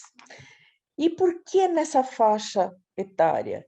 E é a faixa etária que o pessoal vai usar, experimentar a maconha pela primeira vez. Então, assim, o ideal era a gente levar esse conhecimento, porque esses 13 aninhos, geralmente, é quando se começa, pelas estatísticas, pelos levantamentos que são feitos aqui no Brasil, é por volta dos 13 anos que se começa a experimentar, sempre primeiro pelas listas, pelo álcool, pelo tabaco, e em terceiro lugar pela maconha, e lembrando que é um cerebrinho em formação, o nosso cérebro humano tem um desenvolvimento lento e atinge a maturidade aos 20 e poucos anos, quase 25. Então, assim, essa faixa etária é um cérebro em formação em que essa estimulação intensiva, abusiva, diária, pode causar alterações permanentes nas conexões que o indivíduo vai fazendo, o que vai lhe causar prejuízos mais tarde, né? E outros argumentos que eu descobri, além desse da questão da conspiração, é que é difícil você dizer que a maconha causa, como a Fátima estava dizendo agora, vem do Afeganistão, quer dizer, é um produto sem controle de qualidade, você não sabe o que é que você está comprando, a procedência, qual é o terroir da maconha, e qual é a proporção dos canabinoides. Agora, com a questão da cannabis medicinal, a gente está aprendendo que tem 144 substâncias dentro da maconha, dos quais 60 são canabinoides ativos, né? E que tem uma ação toda intrincada no cérebro. Então, essa maconha tem mais disso, aquela tem mais daquilo, aquela tem uma composição assada. Então, assim, é difícil de ter um controle de qualidade e dizer que essa maconha produz esquizofrenia, essa não, e, né? Então, bastante complicado isso. O uso da maconha pela população é mais frequentemente recreativo e ocasional. E o uso pesado por longos períodos de tempo é muito mais raro, né? Então, a gente tem que levar isso em consideração. E o consumo da maconha vem crescendo muito nos últimos 50 anos, o que era de grupos de vanguarda no tempo que eu estava na faculdade, que a gente estava na faculdade, hoje em dia está acessível a todos os nossos filhos, sobrinhos, netos, né? No entanto, a proporção de indivíduos com esquizofrenia na população continua inalterada, continua em 3%. Então, não se aumentou o número de esquizofrênicos porque se aumentou o uso de maconha. Então, é bastante complicado pensar nisso. E eu adorei descobrir essas coisas, né? E aí, lembrar que a maconha é das que mais sofreu preconceitos devido a essa história peculiar dela, que sempre tem a ver com a exclusão social, que tem a ver com preconceito, que tem a ver com repressão de populações marginalizadas. Então, ela passa a ser útil, né, nesse sentido. Então, quando a gente fala de drogas lícitas, ilícitas, etc., tem poderes que a gente não alcança. Então, por que que o álcool permanece em uma campanha nacional e o tabaco teve uma campanha de extremo sucesso nacional, né, e que se diminuiu de 1/3 da população para menos de 12% de tabagistas no país? Então, por que que se pôde fazer essa campanha e não se pode fazer alguma coisa em relação ao álcool, que é a pior de todas as drogas, né? E o tabaco é infinitamente mais causador tem um potencial maior de causar dependência do que a maconha, né? E, no entanto, a maconha que é o perigo, a maconha que é o problema, a maconha que é o grave. Então, assim, a gente precisa ficar alerta para não ser um marionete de poderes que a gente não conhece. Eu acho que é muito importante a gente levar o conhecimento à população, porque eu acho que, agora eu vou me emocionar, que o conhecimento é extremamente subversivo e ajuda na autonomia. Então, era isso que eu tinha para dizer a respeito do meu capítulo, que foi uma satisfação fazer. Obrigada. Marta, muito obrigado. Gente, eu queria lembrar vocês que eu coloquei aqui no chat o link do livro e o desconto, tá? Para ser o código do cupom, para quem quiser comprar com desconto. A Lourdinha levantou a mão. Vamos começar então pela Lourdinha. Então a gente vai começar agora quem quiser falar, levanta a mão, por favor, tá? Uma roda de conversa sobre o tema.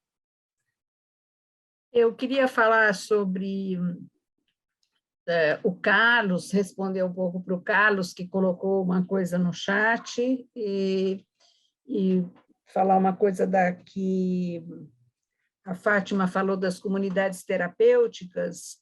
Não sei se vocês estão informados, nós acabamos de ter uma live sobre as comunidades terapêuticas, que são uma forma de internação, talvez vista pelo próprio governo e subsidiada financeiramente pelo governo, como uma das únicas formas de lidar com o tratamento dos dependentes de droga, né? As comunidades terapêuticas, e a maioria delas, em função, algumas pesquisas mostram que a maioria delas são muito perversas. Elas são religiosas, a partir desse princípio, elas tentam converter as pessoas numa religião.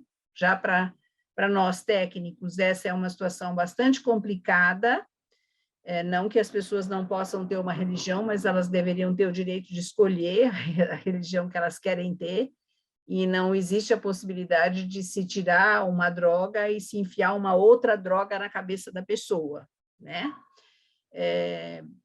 E coisas outras horrorosas que foram contadas para nós nessa live das comunidades terapêuticas. Os pesquisadores contaram, a ponto dos pesquisadores adoecerem, né? São essas as comunidades terapêuticas que estão sendo subsidiadas pelo governo como a única. Também é muito complicado, do nosso ponto de vista, que se defina um único tratamento. Então, não tem que ser a psicanálise só, não tem que ser a terapia sistêmica só, não tem que ser a psiquiatria só, não tem que ser nada só como uma forma de tratamento para essa questão. Muito menos uma internação. Está se voltando a uma situação muito antiga, que é a internação como forma de tratamento. Essa é uma coisa, e o Carlos fala da questão das drogas lícitas. Não sei se a Fátima tem essa informação, mas agora na pandemia, a Fiocruz fez um levantamento onde ela mostrou que as drogas psiquiátricas, ou a Marta talvez tenha essa informação, as drogas psiquiátricas renderam financeiramente mais do que as drogas ilícitas. Se consumiu mais drogas psiquiátricas e se ganhou mais com as drogas psiquiátricas do que com as drogas ilícitas. Então, eventualmente, a gente faz um desvio do nosso olhar e se esquece mesmo. É verdade, Carlos. Eu não sei qual é a sua especialidade, mas é verdade. É preciso que a gente também não fique definindo um perseguidor, nenhum nem outro, né? Não acho que a gente deve também perseguir as drogas psiquiátricas, elas estão aí também para ajudar. Mas, agora na pandemia, teve um levantamento, eu posso, se vocês se interessarem, eu posso pedir para quem falou isso e trazer para vocês, mandar para o Guilherme espalha, ele tem os endereços de vocês. É uma coisa assustadora, eu também fiquei assustada com isso, né? Quer dizer, se rendeu muito dinheiro, né? Porque o nível de ansiedade das pessoas aumentou muito, então, e o que se ganha com droga ilícita é assustador, é uma economia potente, poderosa, né? Outra coisa que eu queria... Bem rapidinho, só sobre isso. As Tá. drogas ficaram muito pouco disponíveis na pandemia, as ilícitas. Houve um grande esfriamento da oferta, do comércio, por tudo, né? Pelo fechamento dos postos, né? O comércio, o deslocamento e a produção também da maconha, principalmente, a gente ouve isso dos pacientes, ficou muito difícil, e principalmente a falta de mobilização também na rua, de contatos, entende? Eu acho que a medicação substitui muito, e eu acho que houve esse problema. Os meus também houve muita falta. Obtiveram por delivery. Mas mesmo isso, não foi normal, não ficou normal. Foi todos por delivery. Agora, eu gostei muito desse comentário, eu me ligo muito nas questões de mídia, sabe, Marta? Assim. Só um pouquinho, só um pouquinho. Desculpa. Deixa eu só falar uma coisa só Perdão, eu te interrompi. Da coisa da prevenção, que eu queria falar para vocês, que eu acho que é uma coisa importante também, que acho que uma coisa do nosso consumo exagerado de drogas hoje também está ligado nos anos 60, 70, a gente usava drogas fazendo um ritual de uso, né? Hoje a gente não usa mais drogas, a gente consome drogas. Esse é um problema. A gente dá um tapinha para entrar na aula, a gente toma um gole às 7 da manhã para ir fazer a prova, entende? O ritual de uso preserva o uso. Os rituais da vida preservam, são preventivos. Hoje nós não temos tempo de fazer nenhum ritual de encontro. A gente dá uma rapidinha para tudo, entendeu? Então, é preciso que as famílias prestem um pouco de atenção nisso também. Se vocês querem fazer algum tipo de prevenção, prestem atenção se vocês estão cuidando de algum tipo de ritual na vida de vocês e na vida de vocês com os familiares de vocês ou com os filhos de vocês. Se tem rituais, por mais simples que sejam, pode ser ver televisão junto, não importa, pode ser ver televisão junto, né? Pode ser um ritual. Todo sábado a gente vê um filme junto, pronto, pode ser isso, não precisa ser grande coisa, né? Os rituais são preventivos ao uso indevido de droga. Até no uso da droga precisa ter ritual. Era isso, Fátima, fale. Não, é porque eu queria dizer que nós temos grandes problemas hoje, né, com a venda das drogas lícitas. Não sei se vocês sabem, no mundo inteiro, mais de 70% do cigarro, do tabaco, é clandestino. Está totalmente fora do controle de qualidade, inclusive, né? E é um tráfico, e é uma atividade ilegal, e isso está gerando uma dificuldade imensa para a Polícia Federal. Cigarro, gente. Tudo bem que eu acho que a prevenção do cigarro já está muito mais avançada que de todas as outras drogas, né? O pessoal da epidemiologia trabalha há muito tempo sobre isso e tal. Mas o comércio está muito complicado, né? Agora, por que nunca vai se proibir o álcool? Deus tentou, né? E a cannabis foi tão facilmente reprimida, né? Quem produz o álcool? É o mundo ocidental. Quem produz bom uísque, quem produz bom vinho, quem produz... né? Vai nunca ser proibido, nunca. A cannabis, ela foi proibida porque ela identifica uma cultura, né? Tem um grupo que tem o ritual do uso da cannabis como ritual na sua vida, o haxixe, né? Os árabes lá, o pessoal da África do Norte. Então, assim, eu penso que o critério de ser lícito e ilícito não tem nada a ver com o problema para a saúde. E a publicidade, nós temos, assim, militâncias importantíssimas para ver se a gente consegue minimamente controlar a publicidade do álcool, né? Conseguimos até o vinho, até os destilados, mas a cerveja não, a cerveja nem droga gente, daqui um dia vai fazer parte da cesta básica, né? Só que a gente conseguiu não ter a publicidade no horário, né? Aquele horário nobre, mas aí nos horários especiais, né? Então aí você vê um campeão com a coisa do cigarro, os estimulantes, gente. Outro dia eu digo, mas quem foi que ganhou a Fórmula 1? foi a Red Bull. Digo, mas desde quando a Red Bull é marca de algum carro?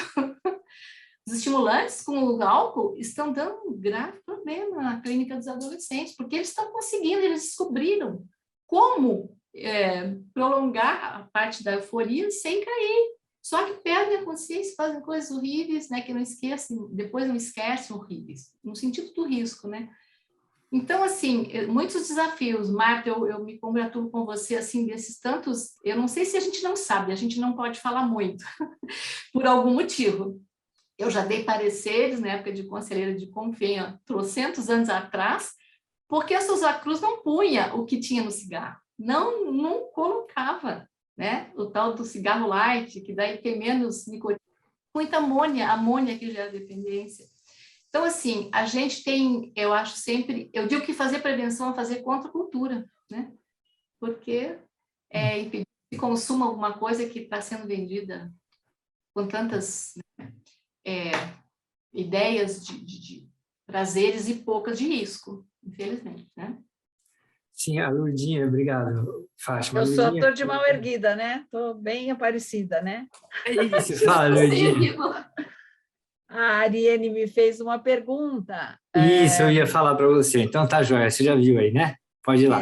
A Luciana mandou eu ler. Oi, Ariane. Vou dizer para você como eu trabalho. Sempre que eu recebo um usuário de drogas, eu combino com ele o seguinte: oi, prazer. Eu combino com ele o seguinte: olha, dentro do meu consultório você não pode usar, nem no banheiro.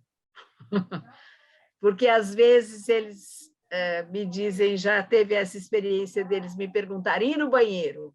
Porque dentro do consultório, espertamente, ele entende como se fosse a minha sala. Eu digo, nem no banheiro.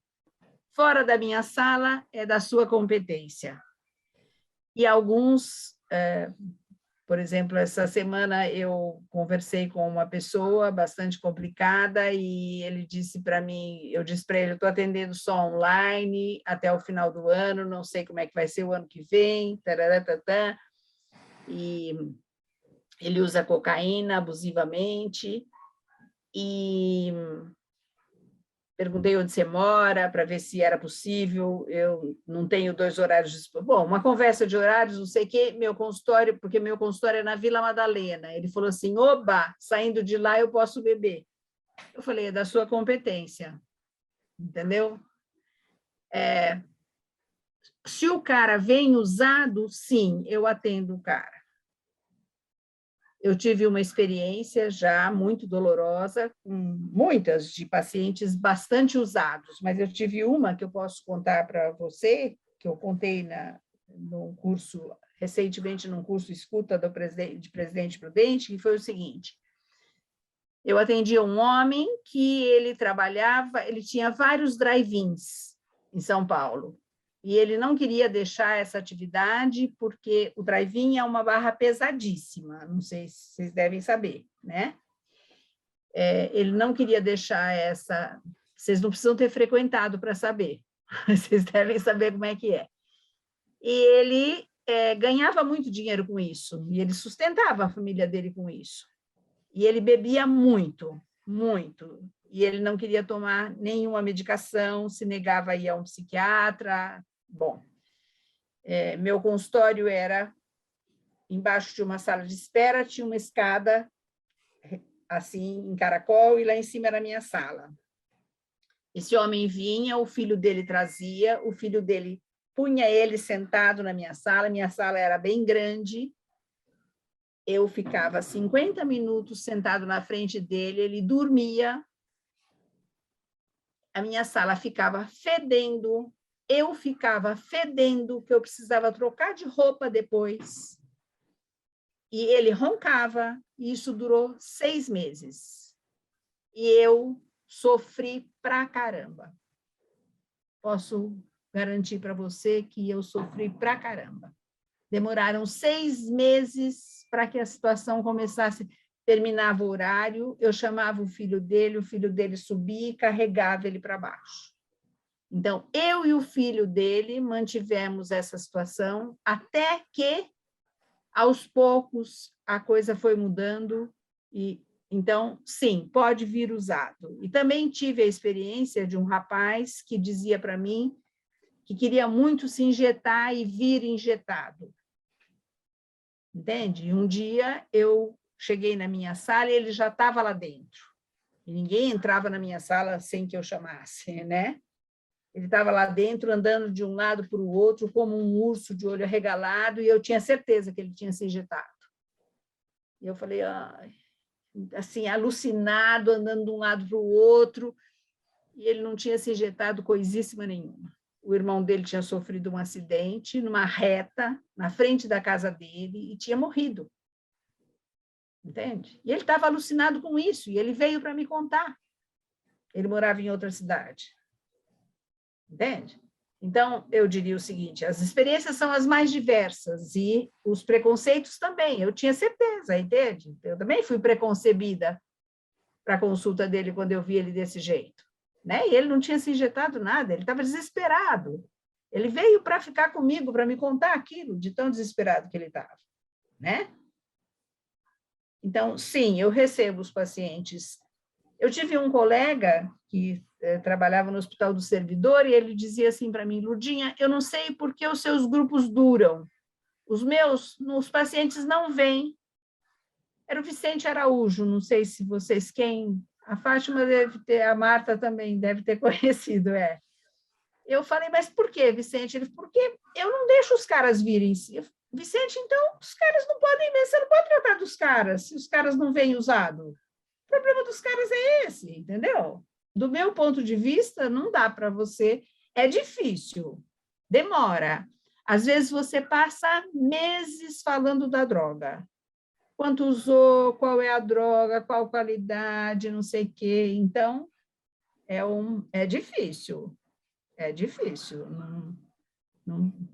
É bom um neurotiquinho que vai para o divã e que você, entendeu? É bom, né? É bem bom, sabe? É bem difícil.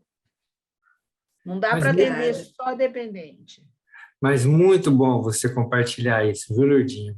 Que riqueza de fala é essa, viu? Porque a gente sempre tem as famosas frases do Freud de que a gente não tem como lutar sem entrar no campo de luta, e etc, etc. Mas nesse campo, né, tem que ter muita coragem e uma liberdade interna muito grande. Eu fico muito feliz de escutar isso. Tá? Não sei o que o pessoal pensa aí, mas quem tiver também mais alguma outra questão, gente, pode colocar. E eu acho que seus grupos duram justamente por isso, né? Você mesmo disse isso, né? Mas é por causa dessa postura que veja, não é uma fala, não, viu, Lourdinha? Está na sua pele, está na sua cara, está no seu gesto, está evidente em você essa receptividade. Obrigada, e olha que eu sou uma velhinha das drogas já, hein?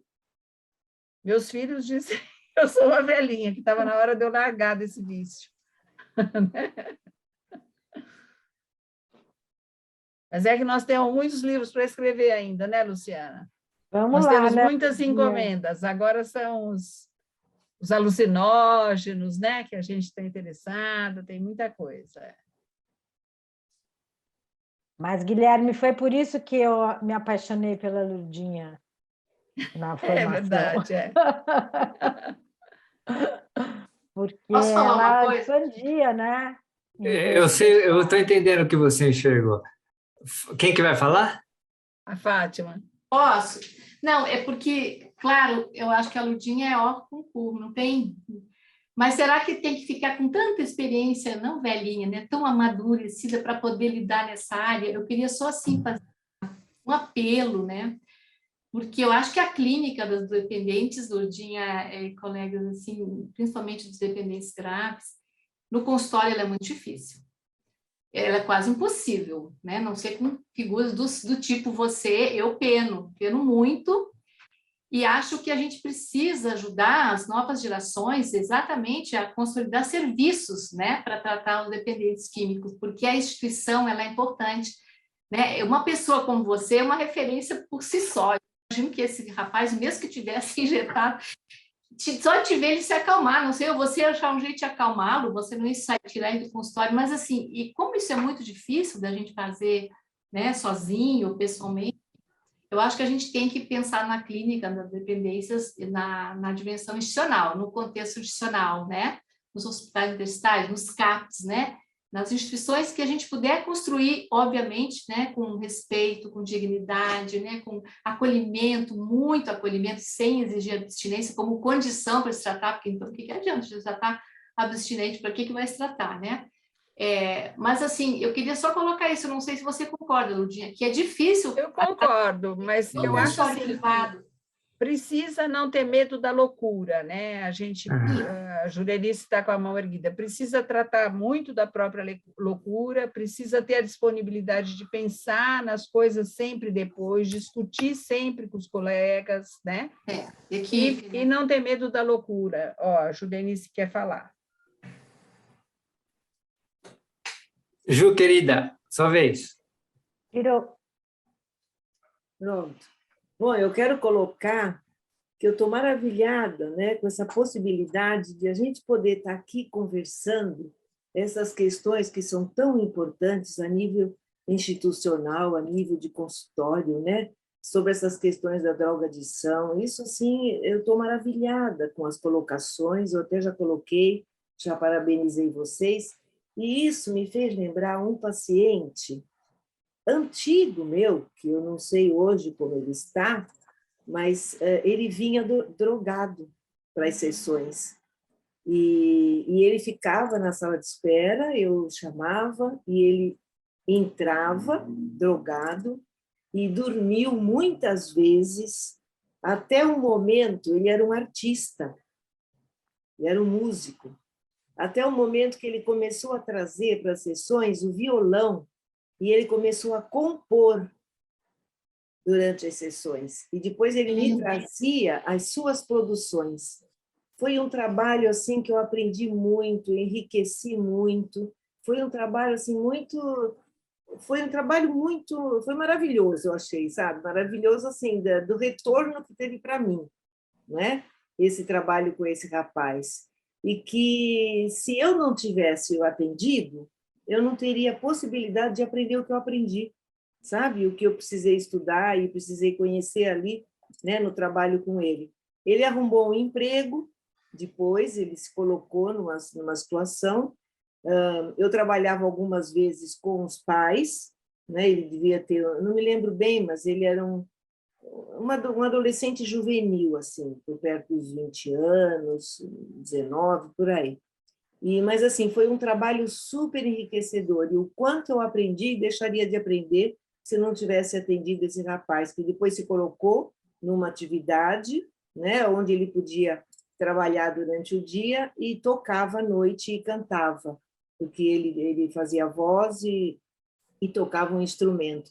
Então, conversando sobre essas coisas, eu me lembrei desse caso e sou grata por poder ter reavivado em mim esse caso, né? E a gente sabe que as intolerâncias, esses preconceitos, seja não só na questão da drogadição, como na questão da sexualidade, né? Das parentalidades, dessas configurações, de um modo geral, né? Como a gente precisa conversar muito sobre essas questões. Agradeço vocês por ter me lembrado desse meu caso, que me foi muito precioso. Obrigada a você, Jurelice. E é verdade, eu acho que o nosso preconceito nos atrapalha muito, né? E você falando, eu também lembrei de um paciente que eu recebi e que ele chegou na minha porta, ele estava de shorts e de regata, ele era 4x4, assim, ele ocupava a porta. E ele tinha tatuagem nos braços e nas pernas, em tudo, assim. E aquele homem enorme, assim, barbudo, assustador. E ele entrou, sentou, e eu fiquei muito assustada com a figura dele. E ele sentou e ele começou a falar, ele parecia um carneirinho. Ele era eu quase pus ele no meu colo. Era outra coisa. E E daí nós fomos falando daquelas tatuagens, ele tinha tatuagens do PCC nas pernas dele, que ele nem sabia porque ele tinha feito, era uma coisa sem eira nem beira, mas ele era um menininho, entendeu? E aquela figura precisava vir daquele jeito, com aquele short super curto, aquele braço todo de fora, enorme assim. Eu pensei que eu fosse apanhar, entendeu? Né? Então, tem uma coisa do preconceito nosso. Agora, voltando para a Ariane, eu acho o seguinte, se a gente não consegue, Ariane, melhor a gente não atender. Melhor dizer para o cara, olha, desculpa, eu não tenho condição, não tenho horário, entendeu? Talvez seja melhor, né? Mais correto da parte da gente.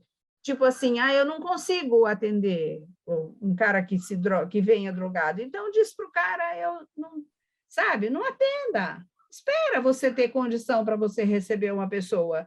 Não precisa todo mundo atender tudo. Eu não atendo crianças, por exemplo. Eu fico super mobilizada com criança, fico super identificada, sei lá por quê. Posso fazer 90 anos de análise, talvez nunca vá saber. Eu não atendo crianças se elas estão dentro das famílias que eu atendo, mas criança individualmente eu não atendo, por uma opção, porque para mim é difícil, entende? Então, a gente vai fazendo opção em função do jeito da gente também, não é? Não precisa atender tudo, né? Sim, Lourdinha, Luciana, tem uma sugestão aqui da Laís, que esse livro chegue até os CAPs infanto-juvenis, o CAPS-AD, de álcool e drogas. Talvez fosse um caminho interessante, né? Ótimo. Como é que a não gente sei pode como fazer isso? fazer isso. Laís, tem Será alguma que a gente ideia? fala Ou na alguém Secretaria sabe? de Saúde? Eu acho que teria que ser. Eles são municipais, né? Ficam sob o comando da saúde local. Tem aqui em Bauru um CAPS infanto-juvenil, ao lado fica um CAPS 24 horas de álcool e drogas infanto-juvenil, e tem o CAPS álcool e drogas adulto e 2 CAPs para transtornos psiquiátricos de adultos. Então, só em Bauru nós temos 5 unidades. E em São Paulo tem, obviamente, e em vários municípios, às vezes até de pequeno porte, por exemplo, aqui em Piratininga tem, Pederneiras tem, só que daí normalmente em municípios de pequeno porte, eles reúnem toda a população no mesmo CAPS. E aqui em Bauru é dividido por idade e problemática, né? Porque eu acho que falta muita informação. Eu trabalhei dentro de um CAPS infanto-juvenil. Os profissionais carregam consigo o preconceito, né? Então, tem que começar por eles, né? Então, é uma sugestão, pelo menos numa cidade como Bauru, começar a entrega, né, nesses locais, enfim. Agora, Laís, eu acho que da nossa parte, talvez a gente possa, Luciana, fazer uma proposta para a Blucher, ver se eles podem fazer um preço especial para os CAPs. Agora, do meu ponto de vista e na minha experiência, é o seguinte, não basta o livro vai ficar lá e eles não vão ler. Concordo. Talvez seja bom que se possa organizar grupos operativos com esses profissionais. Perfeito. Entende? Então, se você que teve a ideia, agora você é a mãe da criança, você cria a criança. Né? Boa, eu dou a criança para adoção. Então, dá para uma família que cuide direito dela, dá para a Elza. Dá para a Elza. Eu acho a ideia excelente, porque deve ter um local de centralização desses CAPs. Com certeza tem algum site ou a secretaria mesmo, estadual. Secretaria da Saúde. Secretaria da Saúde. Com a Secretaria da Saúde iniciativa estadual e com a municipal aqui em São Paulo. Saúde mental. Mas se não for uma iniciativa particular, não consegue, viu? Talvez Sim. a sociedade, o grupo da Sociedade de Psicanálise, ligando com a diretoria de comunidade, faça um grupo igual a gente fez lá na sociedade. Daí a gente pode até fazer, entendeu? Assessora vocês fazem. Eu vou. Daí a gente, né? E a gente vê com a Blucher se a Blucher faz um preço para o livro, para os CAPs, e daí vocês organizam, a diretoria de comunidade aí da região, organiza grupos operativos, porque o livro vai ficar lá. Vai, mas eu acho também, Lurdinha, que se for só público não vai para frente, e se for só privado acho que também não vai. Tem que ter uma espécie de convocação.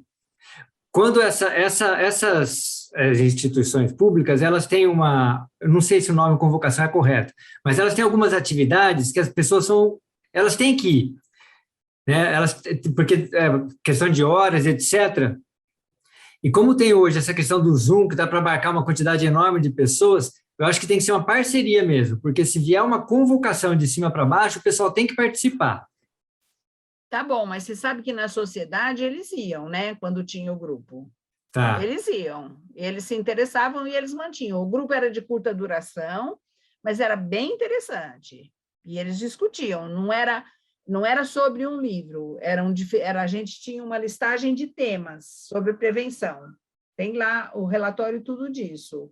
Entende? Pode ser, a diretoria era bem interessante, eles iam, e o pessoal presencial vinha de longe e era à noite, 20h30.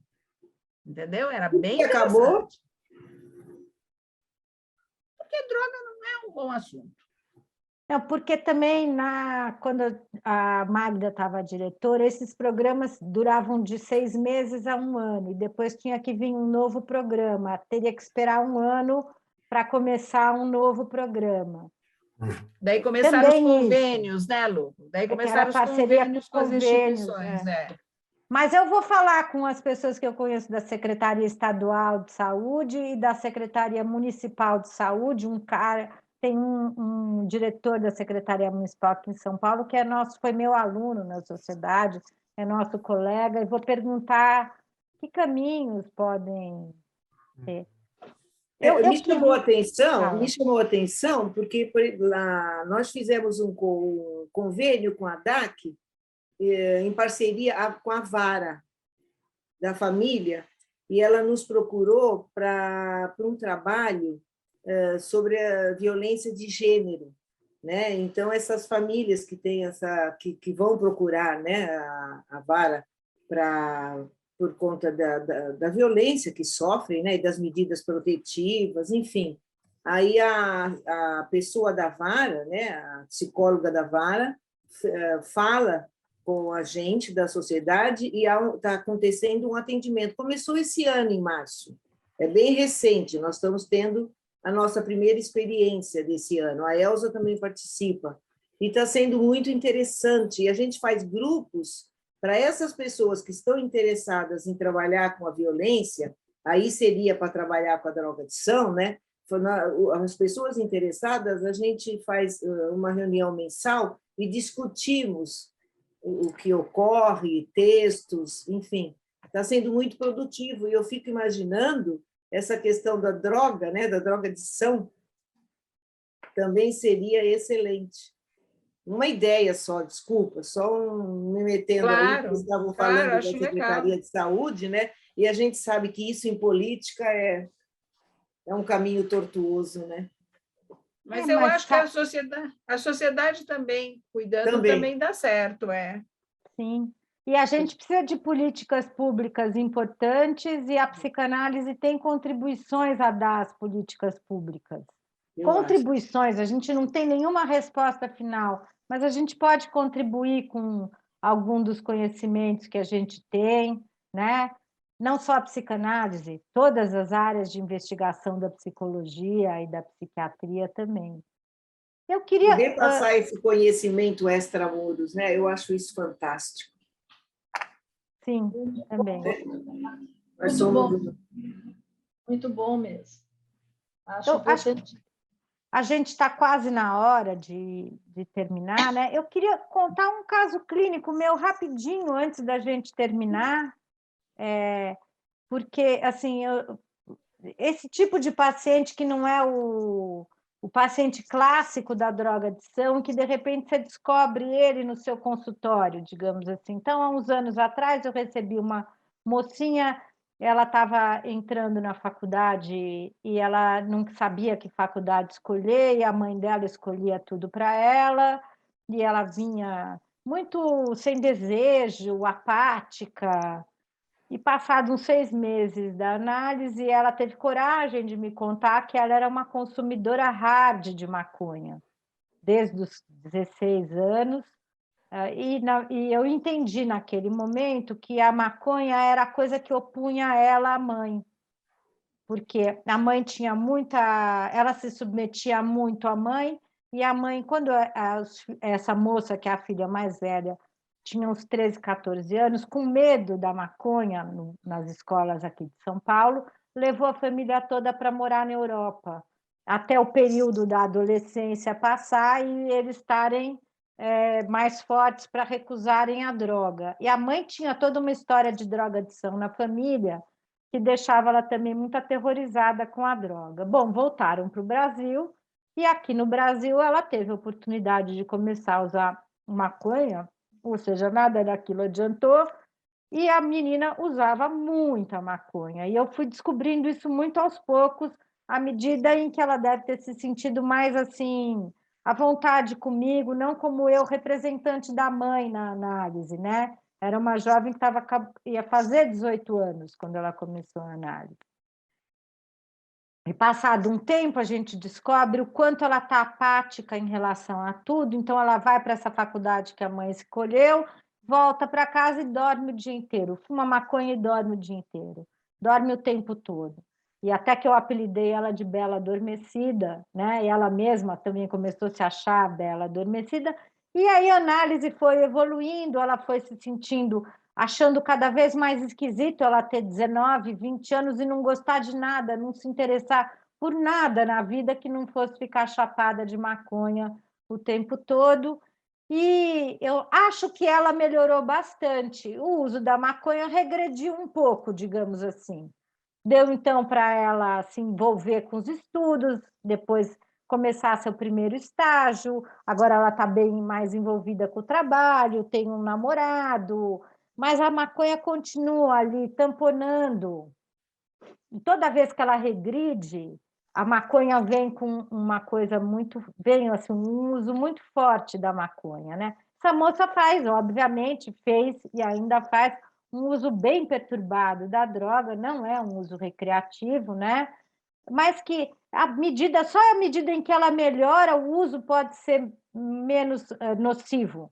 E quando ela tem essas regressões, o uso passa a ser mais nocivo. Eu estou trazendo isso para a gente ter uma compreensão dessa relação que a Lurdinha coloca como tão importante, que é o sujeito, né? A droga, a gente precisa conhecer as drogas, entender o efeito das drogas, mas também em direção ao sujeito, porque a gente começa um furor curantes para tirar as drogas do mundo. E isso a gente já viu na lei seca que não deu certo. Não dá certo, as drogas vão continuar aí. Então, é preciso, aí sim, o trabalho de prevenção, um trabalho de saúde mental, um trabalho de prevenção e saúde mental, para que as pessoas, quando se depararem com as drogas, elas possam estar um pouco mais fortalecidas. E aí a saúde mental, de uma forma geral, a prevenção em transtornos alimentares, prevenção para o uso prejudicial das drogas. A gente teria que começar a trabalhar. O Brasil tem pouco trabalho em prevenção na área de saúde, em todas as áreas de saúde, não é só nas áreas PSIS, né? Para que as pessoas estejam mais fortalecidas, porque cada vez vai ter mais drogas sintéticas, mais fácil é chegar às drogas, na verdade, cada vez é mais fácil, a Lurdinha falou, vem pela internet, vem pelo WhatsApp, vem do jeito que for, e as drogas lícitas, entre elas as drogas psiquiátricas, que aumentaram mesmo nas nossas clínicas, porque as pessoas pioraram muito na pandemia também. Né? Isso também tem que ser levado em consideração. As pessoas ficaram muito ansiosas e muito angustiadas na pandemia. Então, realmente, elas acabaram consumindo mais bebida, mais droga e mais droga psiquiátrica. Queria só encerrar com um caso melhor, menos grave também, mais comum nos nossos consultórios, né? Não foi tão melhor, né? Mas, Achou que não? Achei que ela, perto desses outros, ela está ótima. Mas sabe o que eu acho muito interessante nisso, Luciana? Eu queria te parabenizar. Porque a maioria dos terapeutas, quando descobre que tem consumo, às vezes, né, aí manda para um especialista, não é? Eu acho que todos os terapeutas, todas as pessoas, todos os serviços têm que saber abordar a questão da droga quando aparece. Entende? Não tem que mandar, a gente só fica encaminhando, a gente tem que acolher. Isso que você fez é o que tem que ser feito. Não se sente em condições, busca uma supervisão, né, Ludinha? Busca uma ajuda, mas não vai deixar o paciente porque descobriu que usa drogas. É horrível isso, é uma rejeição. Né? Olha quanto tempo demorou para ela poder me contar, né? A clínica das dependências, ela tem que permear todas as clínicas, a gente tem que ter essas competências, né? Juntos. sim. Gente, são 5 horas, vamos encerrar o nosso evento. O que vocês acham? Se alguém quer dar uma última palavrinha. Vamos encerrar. Eu queria agradecer. Vamos beber juntos, vamos beber um vinho juntos. Vamos usar usar algum tipo de amortecedor, né? Como você disse no começo, Lourdinha, a droga está aí desde sempre, né? São todos os tipos. E se a gente for pensar nas listas, mais as medicações, a sociedade não vive sem elas. Mas, gente, muito obrigado, viu, por tudo, foi muito legal, muito enriquecedor. Queria agradecer a todas vocês. Se alguém quiser falar uma última palavra, Elza, quer dar uma última palavra? Quero falar. Muito obrigada mesmo, foi excelente. E eu fiquei pensando também, me veio à mente um caso que eu atendi há um tempo, a garota muito drogada, né, depois de um grande processo de contato, de terapêutico, e ela terminando, assim, tentando se colocar de um jeito mais consciente, tentando dar assim uma outra saída para toda essa dependência, e ela estava no processo mesmo de poder diminuir muito ou até se livrar das drogas, e ela chega um dia muito atormentada, dizendo que ela estava abaladíssima, porque ela estava com uns 18, 20 anos, e trouxe, então, a experiência de uma irmã, a minha irmã mais nova, de 15 anos, está fumando maconha. Eu fiquei muito assustada, eu fico deprimida e se desmerecendo. Quem sou eu para falar alguma coisa? Eu falei, é você que é quem deve falar. Eu falei, é você, porque você tem a experiência e você sabe o que é isso. E é com você mesmo, é de você que ela precisa ouvir. Não é? Então, essa coisa da gente ir até onde o paciente está e o paciente também poder ir até onde ele pode cooperar com aqueles que estão junto com ele. Então, muito obrigada, foi excelente, como sempre, a gente está perto de vocês, pessoas tão maravilhosas, com uma experiência fantástica.